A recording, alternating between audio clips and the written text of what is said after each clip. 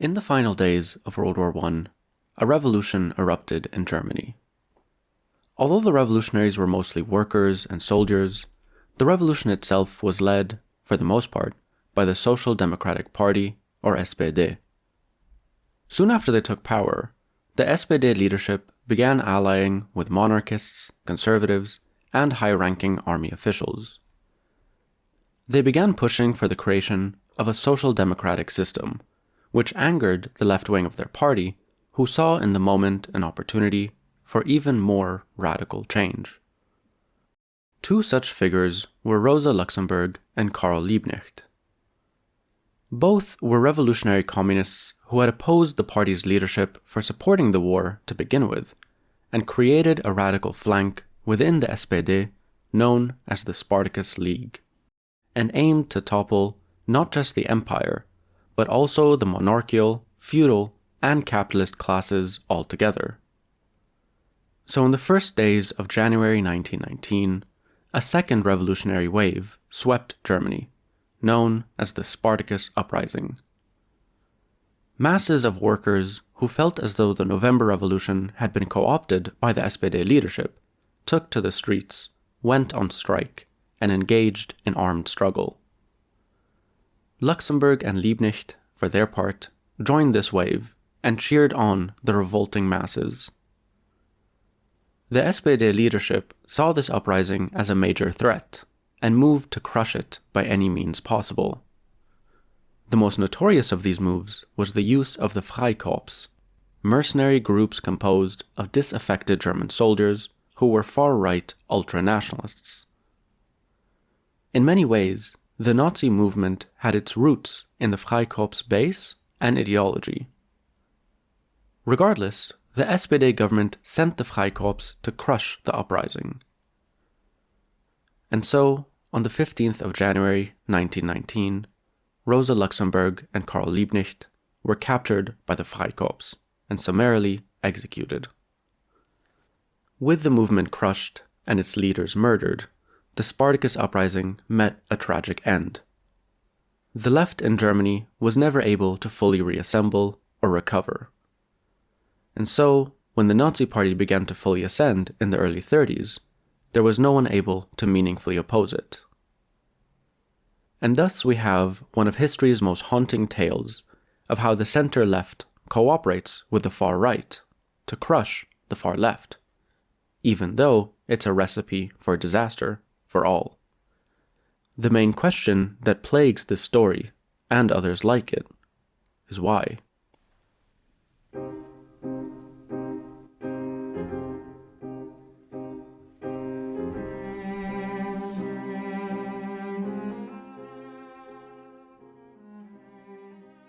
Since the crash of the global economy in 2008, we've all been living through a prolonged period of capitalist collapse. The crash revealed that the unfettered financialization of the economy and the reliance on market forces was fundamentally mutually exclusive with a safe and secure economy that services the public interest. The responses to the crash, such as bailing out the banks and pushing the costs on the general population, has also revealed the complete disaster that is neoliberalism. Since the crash, we've seen the rise of two intertwined developments across the globe: the extreme capture of wealth by an increasingly small number of people, and the rise of resistance against that capture. And that latter has come in two main forms, either through protest movements, uprisings, and popular revolutions, or in an altogether more sinister form of resistance, fascism. Fascism, ever since the day of its inception, has always framed itself as a revolutionary movement against capitalist excess. It's sinister not only because of the incredible amounts of violence it requires, but also because it's a lie. The fascist comes to power by appealing to the masses, by saying, "I feel your pain. I know the man has got you down. Give me power, and I will rid you of him."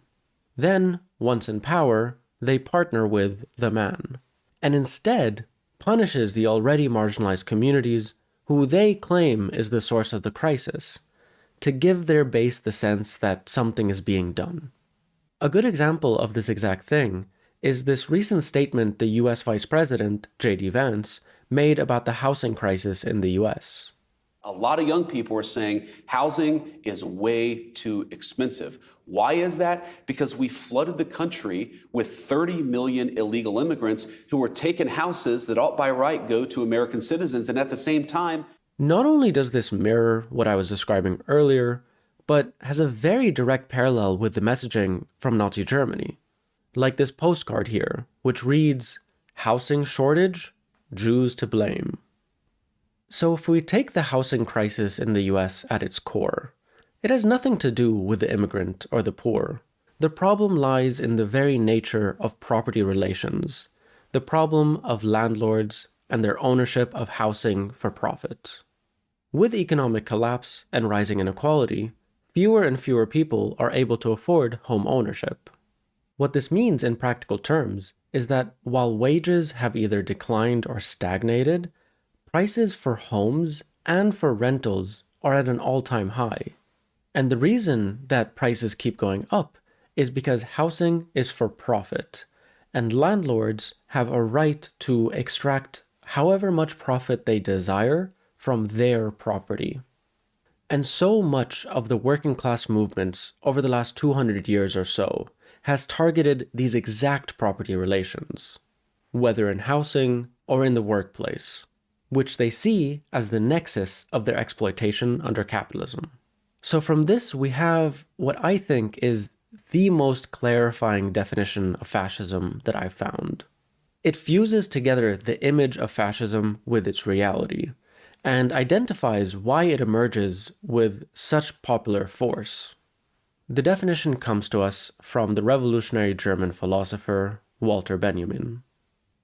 Fascism attempts to organize the newly proletarianized masses without affecting the property structure which the masses strive to eliminate.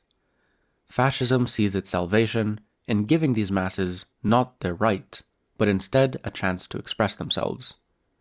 The masses have a right to change property relations. Fascism seeks to give them an expression while preserving property.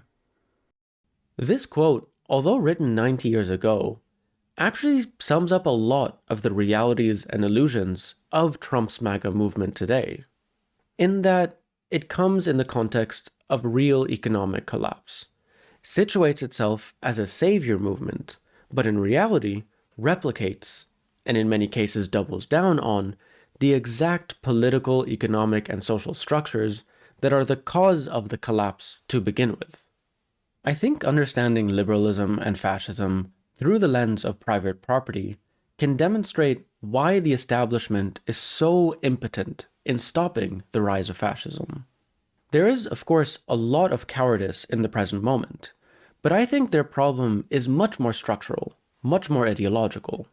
There, we also get the answer as to why the establishment Democrats are so opposed to anyone operating from their left, even if from within their own party. What I'm going to argue for in this video is this. Because of its attachment to private property, liberalism, or in other words, liberal capitalism, cannot fix the problems that arise from it. The best it can do is create superficial remedies, but certainly no cure. The lessons from this, I think, can be useful to anyone who opposes fascism in this moment, in the US, or honestly anywhere else where fascism is an ascendancy across the globe. So basically, I'm going to go through how we got here, what here is, and hopefully how to get out of here. But before we get into that, very brief announcement. Hello, I'm politically depressed. You like this video? It takes a lot of work. I do the writing, the editing, the research, just all of it, the presenting. So support me making more videos by giving me a tip in my tip jar, ko-fi.com/amonmac. Links in the description. And otherwise, like and subscribe, become a member of my channel, yada yada. There. That was a short one. So, on with the video.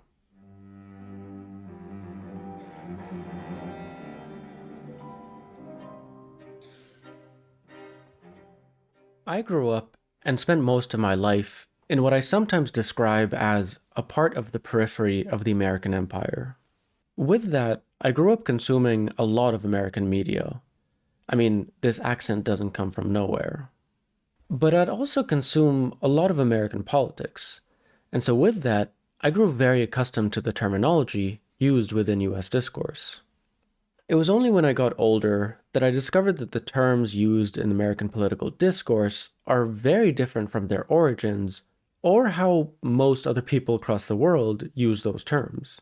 For instance, in the US, libertarian is a term associated with quirky Republicans, people like Rand Paul, who advocate for lesser government within the free market. I mean, the term was originally used by European anarchists in the late 19th century who were forced to organize and publicize under a different name during a period of increased repression and persecution, which was brought on because, well, anarchists were doing a lot of political assassinations at the time. One famous example is the assassination of Empress Sisi of Austria in 1898, who was killed by an Italian anarchist named Luigi Luceni. I guess the Luigi effect is older than we thought. But yes, in a larger sense, the US discourse seems to frame Democrats and liberals as the left, and Republicans and conservatives as the right. This is not only a false dichotomy, one that I don't see anywhere else in the world, or in history for that matter, but also reveals how these political identities are actually not coherent in themselves. The first time I realized this was a bit of a funny story. It was after I watched the documentary film Bowling for Columbine like 10 years ago. Basically, toward the end of the film, Michael Moore interviews and confronts the actor Charlton Heston, who at the time, I didn't know, was a huge gun nut and the literal president of the National Rifle Association. And I was so confused by this, because I'd known Heston from films like Planet of the Apes or Soylent Green, the latter being an explicitly anti-corporate and pro-environment film. So I expressed my confusion to my partner. How can someone be pro-gun and pro-environment? My partner's response was, why not? I stopped for a second and something in me kind of broke. 'Cause it's true. They're not mutually exclusive opinions at all. In fact, the only reason I felt that they are is because of the Republican Party. And same goes for so many aspects of both the Republican and Democratic parties that don't really seem to stem from a coherent political ideology. It was basically from there that I began to deconstruct the incredibly flawed categories that basically constitute the two-party system in the United States. So, going from believing that the Democrats were the good guys and the Republicans the bad guys, to then discovering the United States is in fact an oligarchical white supremacist empire, and both political parties are beholden to the same capitalist class, it's been quite a journey. In short, both liberal and conservative have a key word missing. It's liberal capitalism and conservative capitalism. This, in fact, is a very narrow space of political ideology. And so, when I call someone a liberal online as an insult, they often assume that I'm a conservative, that I'm attacking them from the right. And if I'm perfectly honest, I did spend a few good years of my life knowing that liberals were wrong, but not knowing exactly why. Because to be fair, a lot of things liberals talk about do sound all too agreeable, but there is one thing that liberals never talk about, despite the fact that it is essentially the foundation of their political ideology. So here's a list of the natural rights that form the basis of liberal thought. One of these is not like the others. Can you tell which one it is? If you picked rights of property, you're correct. Because not only is the right of private property unlike all other liberal rights, but actually, when examined further, it's a deeply illiberal idea. And so very shortly, by private property, we're not talking about your things. Those are possessions, and no one is coming for them. What's meant by private property is things like land, buildings, factories, supermarkets, banks. Basically, things that can be used to turn a profit, to generate capital. So just as liberalism argues that no one, no monarch or government, can control people's right to speech, they likewise argue that no one can control people's right to property. Now, what I want to make clear is that even though you probably don't hear that much about private property, it is literally foundational to liberal capitalism. Here, for instance, is the darling of classic liberalism, Francis Fukuyama. Property rights were among the initial rights to be guaranteed by rising liberal regimes, well before the right to associate or vote. Property rights were central to the liberal agenda, along with contract enforcement through institutions that lowered the risk of trade and investment with strangers. Just as a side, Fukuyama, to my mind, has the honorific title of the most wrong person ever, for proclaiming in 1990 that we had reached the end of history, as he says in the book of that title. I argue that liberal democracy may constitute the end point of mankind's ideological evolution and the final form of human government, and as such constituted the end of history. That is, while earlier forms of government were characterized by grave defects and irrationalities that led to their eventual collapse, liberal democracy was arguably free from such fundamental internal contradictions. Yikes. Like I said, most wrong person ever. Take the L, Unc. But yes, in the book that I quoted earlier, Fukuyama does something that I actually found very interesting. In his defense of property rights, he goes on to quote one of the founders of the United States, James Madison, who he very euphemistically calls part of the class of merchants and planters. What do you mean planters? They were planting potatoes? What, daffodils? No, it means they were slave owners in a plantation settler colonial society. But whatever, we all know this. But yes, Fukuyama quotes Madison as saying, "From the protection of different and unequal faculties of acquiring property, the possession of different degrees and kinds of property immediately results. And from the influence of these on the sentiments and views of the respective proprietors ensues a division of the society into different interests and parties." When I first read this, I was so confused, because isn't that a critique of private property? Like, he's just acknowledging that, yes, property does create inequalities and divide society between property owners and those without property. What I found even weirder is that Fukuyama doesn't follow up with anything. He just moves on to his next point. So naturally, I decided to read the cited paper to see how Madison himself followed up. The most common and durable source of factions has been the various and unequal distribution of property. Those who hold and those who are without property have ever formed distinct interests in society. A landed interest, a manufacturing interest, a mercantile interest, a moneyed interest, with many lesser interests, grow up of necessity in civilized nations and divide them into different classes, actuated by different sentiments and views. This was kind of funny to read, because for a second I thought I was reading Marx.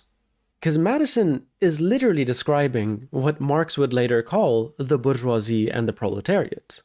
And so Madison identified a problem in the liberal system that he was implementing, that private property divides people and forms opposing interests. Beyond this, seeing as though this was a democratic state they were creating, wouldn't the larger faction of non-owners not simply outvote the minority faction of property owners? Essentially, what he was spelling out was that private property is basically mutually exclusive with democracy. His solution? Less democracy.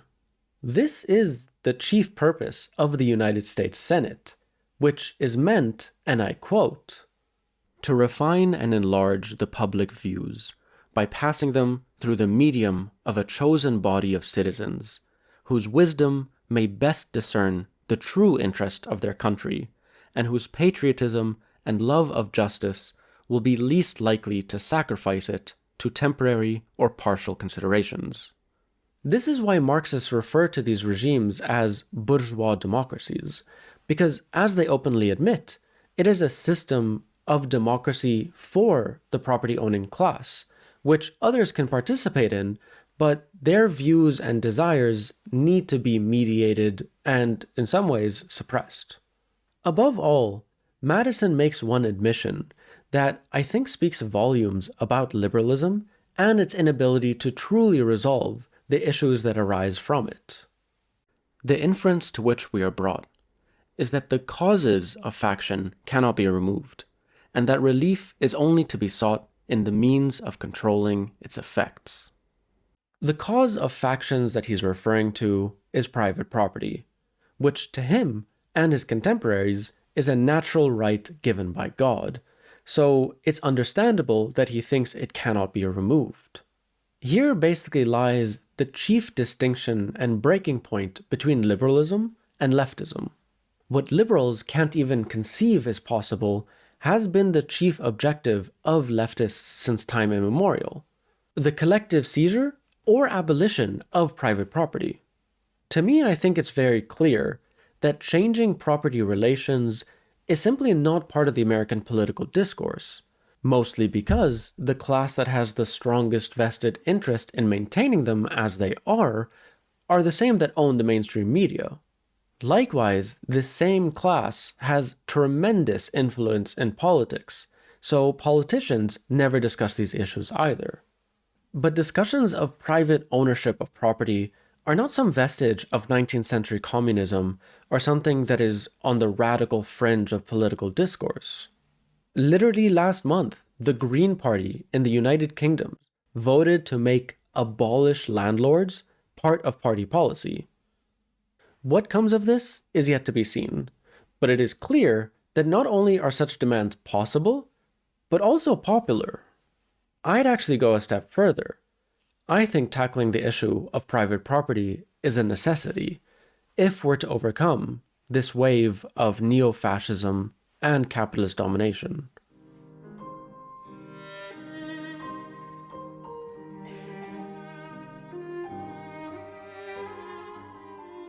Right off the bat, I want to make a clear distinction to avoid any confusion. Like I briefly mentioned earlier, when we talk about private property, we're talking about things that can be used to generate profit or capital. This is entirely different from personal property or possessions, which are things that you use, own, and rely on. Pierre-Joseph Proudhon, the 19th century French philosopher, thought it vital for people to understand this exact distinction. Under property, one may distinguish between 1. Property pure and simple, the right of domain over a thing, or as they say, naked property. 2. Possession, says Alexandre Duranton, is a matter of fact, not of right. Charles Tullier, property is a right, a legal power, possession is a fact. The tenant, the farmer, the shareholder are possessors. The owner who rents and lends for use, and the heir who waits for the death of the property holder to come into possession are proprietors. To venture a comparison, a lover is a possessor, the husband a proprietor. The concern is not with those who own an apartment and live in it, but with those that own apartments, lease them, and essentially live off of other people's rent. This is why Proudhon declares in the same text that property is theft. But there, we've already jumped the gun a little. The current conception of private property emerged out of feudal Europe in the 16th century.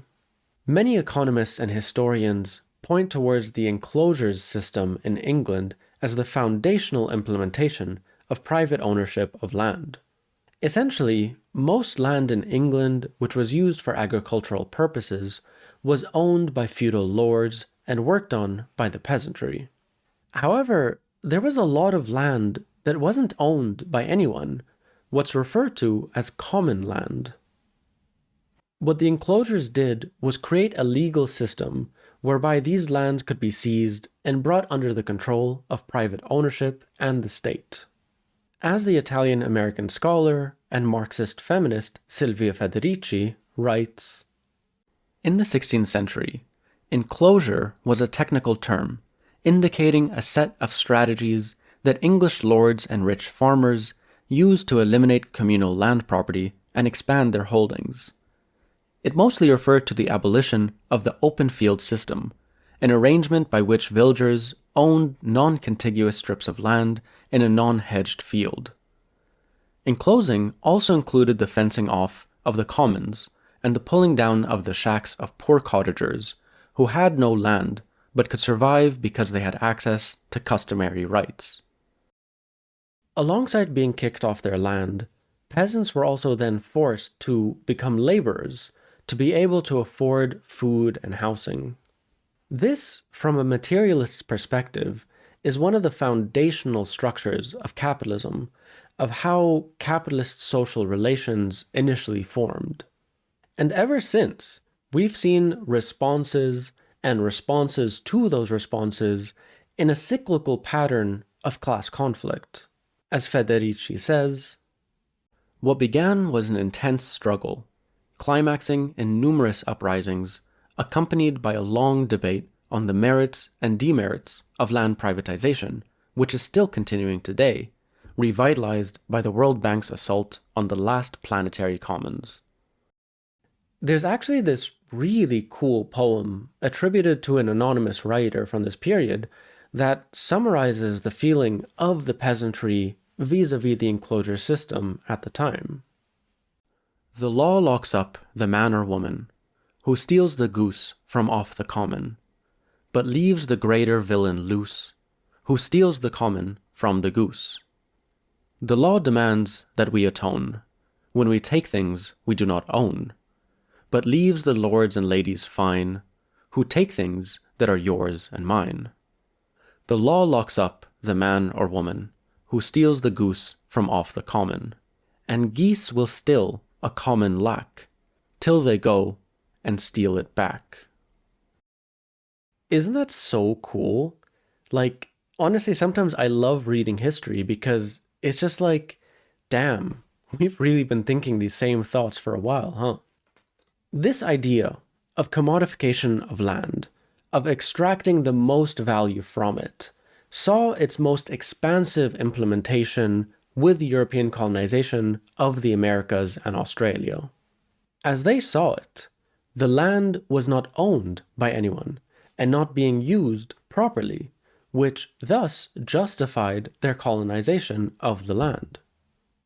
Of course, the land was occupied, but just not used or owned in the way that European colonists understood, because indigenous societies had very different understandings of their relationships to the land. The project of colonization not only saw the introduction of European ideas of private property onto the land, but also onto humans. Slavery was the main mode of production in the colonies, and slaves who were kidnapped and trafficked from Africa were treated as property by white men. And just as they had the right, under liberal capitalism, to do what they wish with their property when it comes to land, they were allowed, legally, to do what they want with their property when people were considered property. Most people today who describe themselves as liberals agree that slavery was bad, that colonialism was bad. Well, with an obvious exception. But the thing is, there exists no mechanism within liberal capitalist ideology that can seriously address the tremendous amounts of wealth that was accumulated by white slave owners, as well as the historic dispossession of black people in the United States. I think here liberals specifically white liberals, cannot comprehend calls for reparations or for land back. I can imagine them saying, yes, that stuff that happened to you back then was wrong, but it would also be wrong to force the descendants of those slave owners who have inherited that wealth to give up their money. This is the same logic that saw formerly colonized countries receive no reparations from former colonial powers. In fact, what has happened over the process of decolonization is the complete opposite. For instance, Haiti was forced to pay reparations to their former colonial ruler, France, because of property France lost when Haiti became independent in 1825. That is, we built stuff over there, it's our property, and since you stole it from us by becoming independent, then we want you to pay us for that stuff. But yes, all of this is the very violent history of the development of private property. All of these processes has led the majority of people into a state of dependence on other people's property, not only for housing, but also to work in order to be able to afford, well, living. And so these form the basis of social relations that have pretty obvious inequalities, namely the landlord and the tenant, and the employer and the employee. Both are relations of power that hold mutually exclusive interests, wherein all other liberal rights basically don't exist. So, take your landlord for instance. If they decide to raise your rent, there's really not much you can do about it. And if you can't pay that extra amount, then the landlord has the legal right to evict you. If you refuse that eviction, the landlord has the right to call the police to enforce their rights to their property. Basically, there's no democratic relations in private housing, and the whole thing is upheld by direct violence or the threat of violence. This is what people on the left call the violence inherent in the system. Shut up! Will you shut up? Ah, now we see the violence inherent in the system. Shut up! Oh, come and see the violence inherent in the system! This also basically describes the same relations that you'd find in the workplace. Most companies are rigid hierarchies where employees don't have the right to vote, to speech, or to assemble. For the most part, the only power employees have is through things like labor actions and collective strikes in order to change their conditions. But there again, we see a constant attempt by companies and employers to fire organizers, intimidate employees, and in extreme cases, using state violence to crush striking workers. The fact that workers do not have a meaningful say in the operations, structure, or productions of the companies they work for is one of the fundaments of leftist struggle, which is summarized with the slogan, "Democratize the workplace." Because it's not just about abuse. The very structure is exploitative. All of this, in a nutshell, is the illiberal nature of private property in what Marxists call the capitalist mode of production. And on that point, there are 3 films that for me stand out as some of the most insightful and powerful depictions of class war, labor movements, and leftist struggle in general. The first is a satirical Italian film from 1971 titled The Working Class Goes to Heaven. The film follows a diligent worker in a steel factory who, after a work-related accident, sees the necessity of collective class action to protect himself and his fellow workers. The film also provides a unique depiction of the conflicts between the reformist unions and the revolutionary student agitators, a conflict burgeoning within Italian society at the time.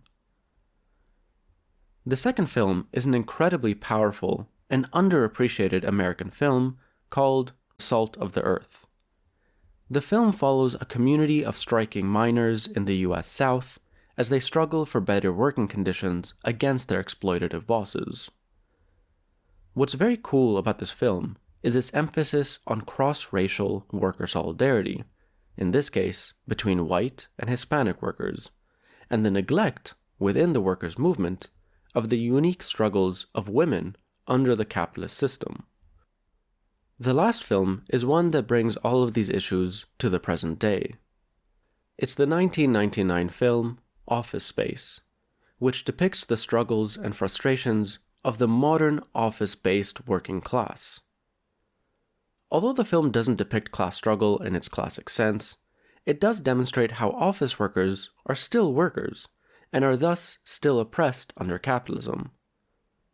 What the film shows is that office workers' new relations to the means of production further alienates them and separates them even further from their ability to identify themselves as a class. This forces them to self-regulate themselves and fills them with angst and despondency.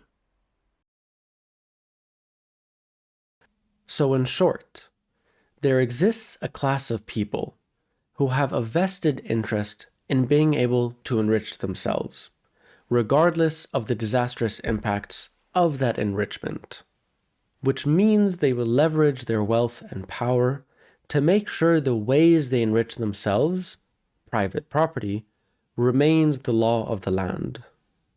This is why capitalists, who for years claimed to be Democrats or liberals, are so comfortable with siding with fascism today. This is why someone like Tim Cook, the CEO of Apple, so seamlessly moved from quoting MLK Jr. to buddying up with Trump. Here is where I see liberals genuinely facing a wall in confronting fascism. They are unable to speak to the heart of the issue, and thus have nothing new to offer. Biden's now infamous phrase, "Nothing will change fundamentally," is perfectly in line with Thatcher's "There is no alternative." It is clear that people want and need an alternative, and at the moment, the main avenue for them is fascism. And so, if liberalism can't save us from the problems it creates, what then?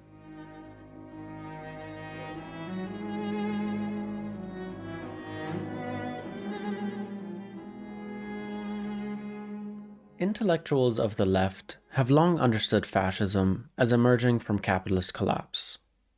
In 1923, one of the survivors of the Spartacus uprising I talked about in the intro, Clara Zetkin, wrote a haunting essay titled "The Struggle Against Fascism." Haunting because it is still relevant today, but also because it was written when fascism, although already ascendant in Italy, was still in its infancy in Germany. Despite this, Zetkin writes with biting clarity and urgency. We view fascism as an expression of the decay and disintegration of the capitalist economy and as a symptom of the bourgeois state's dissolution. We can combat fascism only if we grasp that it rouses and sweeps along broad social masses who have lost their earlier security of their existence, and with it, often, their belief in social order. Fascism is rooted, indeed, in the dissolution of the capitalist economy and the bourgeois state. Zetkin makes very clear two main aspects of fascism's popularity. One, its mass appeal with what she calls a sham revolutionary program. And two, its value as a bludgeon for the bourgeoisie's general offensive against the working class. And even though she wrote this in 1923, it's hard not to see the familiarities with Trump, MAGA, and other contemporary fascist movements. First, of its mass appeal, she writes, "Masses in their thousands streamed to fascism. It became an asylum for all the politically homeless, the socially uprooted, the destitute and disillusioned. And what they no longer hoped for from the revolutionary proletarian class and from socialism, they now hoped would be achieved by the most able, strong, determined, and bold elements of every social class. All these forces must come together in a community, and this community, for the fascists, is the nation. They wrongly imagine that the sincere will to create a new and better social reality is strong enough to overcome all class antagonisms. At the exact same time, fascism also has an appeal for the ruling bourgeoisie, of which Zetkin writes, "The bourgeoisie naturally welcomes its new allies with joy. It sees in them a major increase in its power, a determined pack prepared for every form of violence in its service. The bourgeoisie, accustomed to rule, is unfortunately much more experienced and wise in judging the situation and defending its class interests than the proletariat, which is accustomed to the yoke. From the beginning, the bourgeoisie has clearly grasped the situation, and thus the advantage that it can draw from fascism. What does the bourgeoisie want?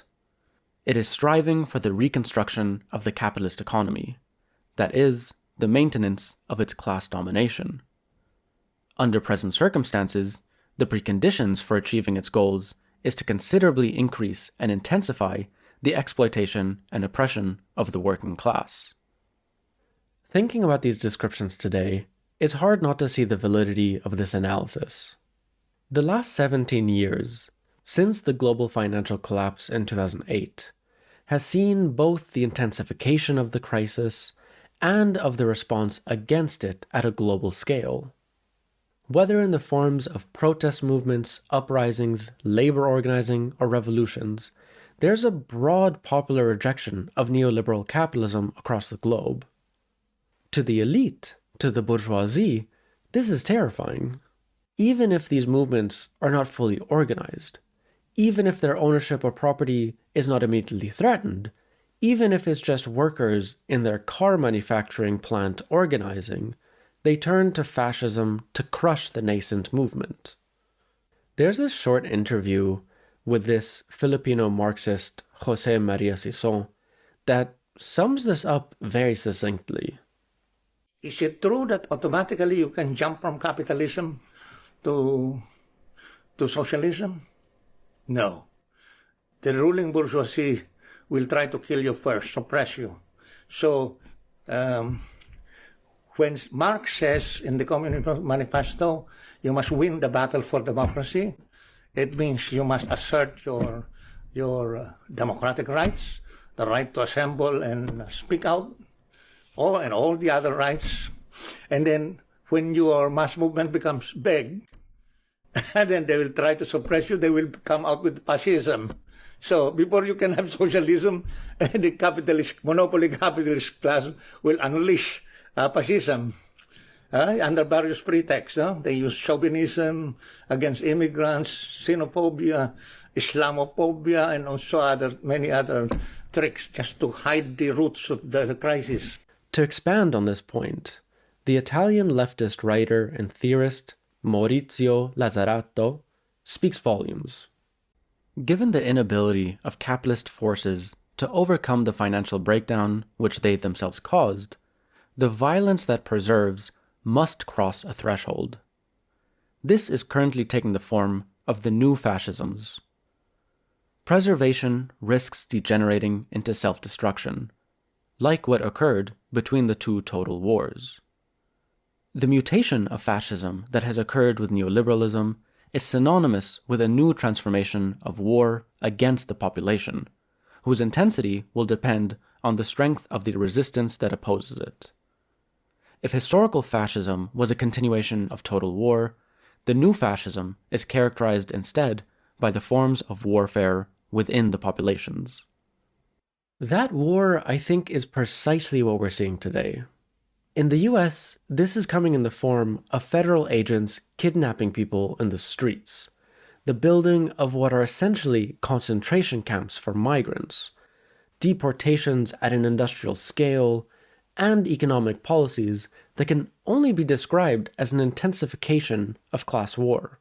Trump's second term is proving to be violently racist in its fascism, which not only gives his base a sense of power, but also tries to give answer to their woes and betrayals within the current system.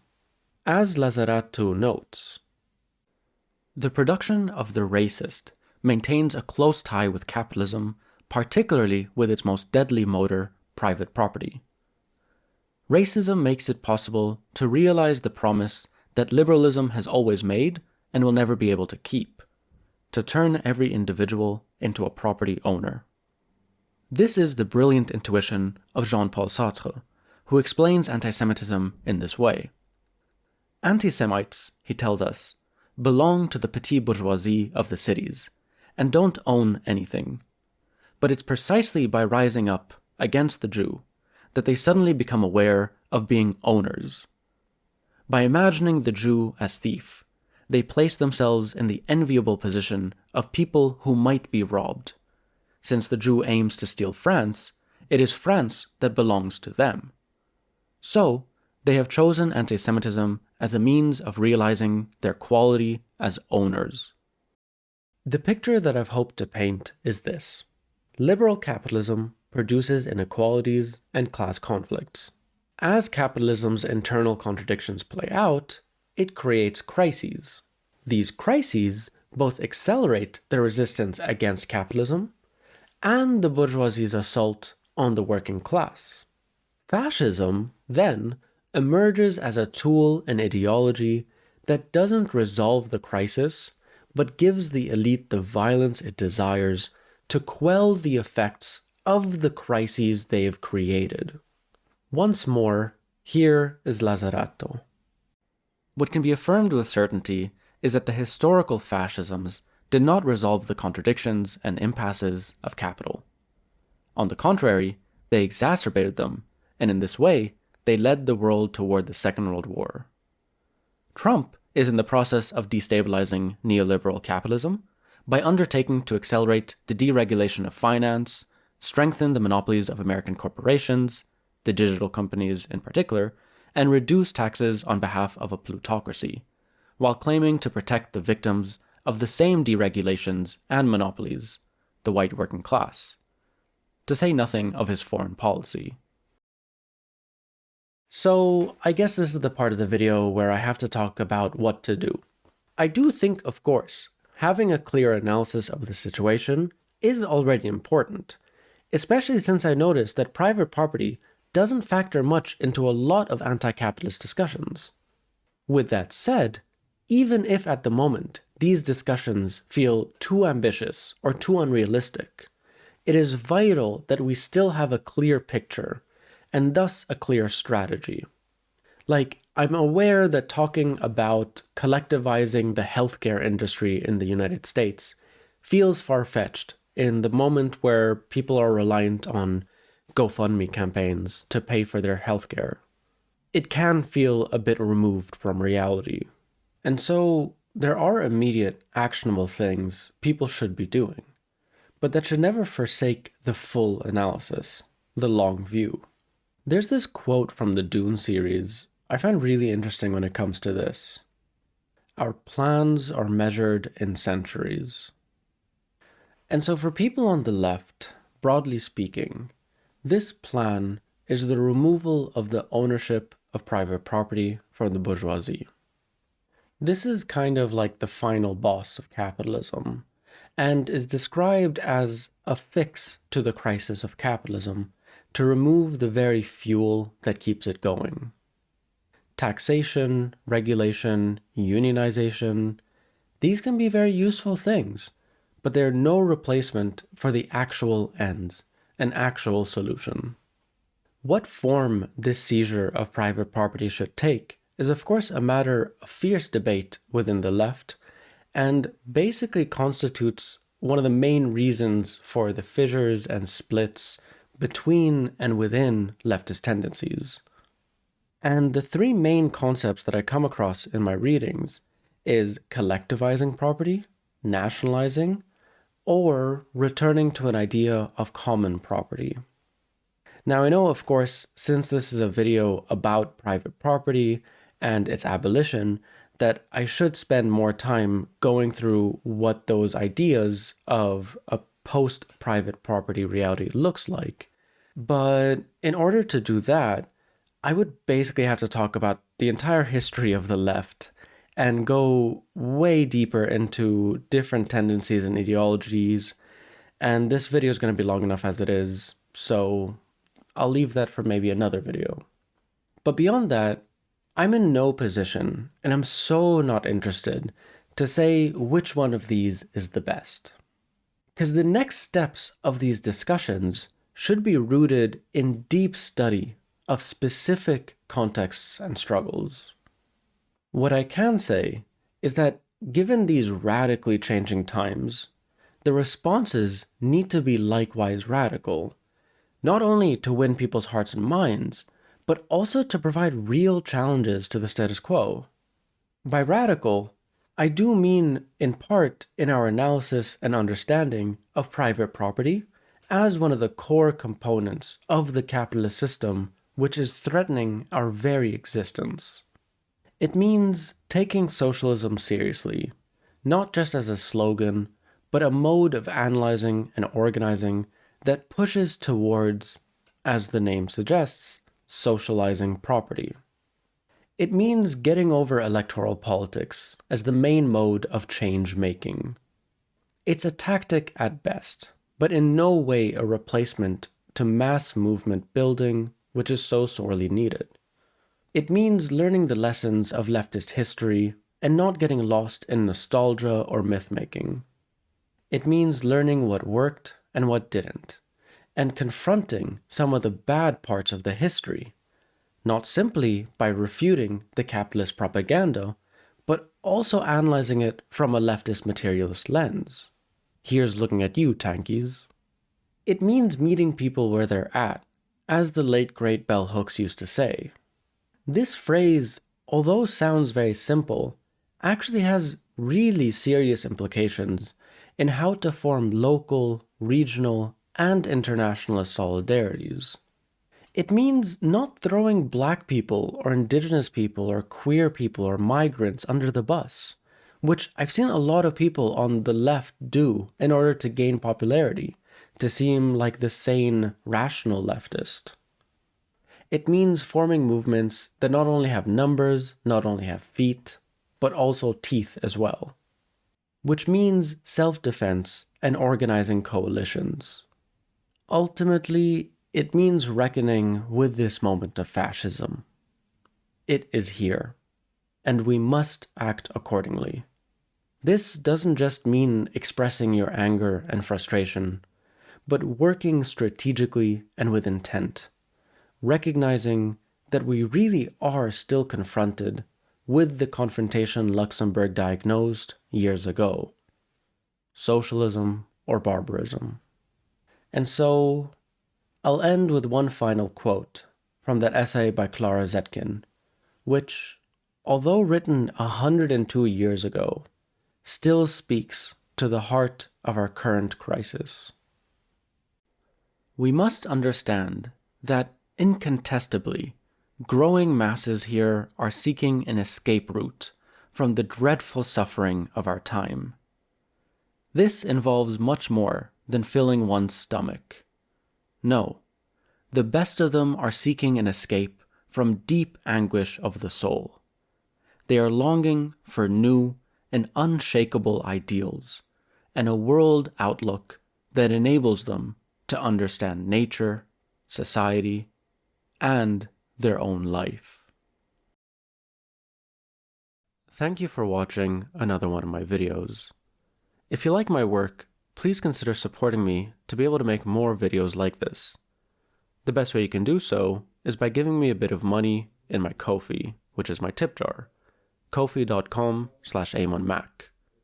Otherwise, you can become a member of this channel for as little as $3 a month, or give me a super thanks in the chat below. If you're not able to support financially, you can still help me make more videos by helping this channel grow.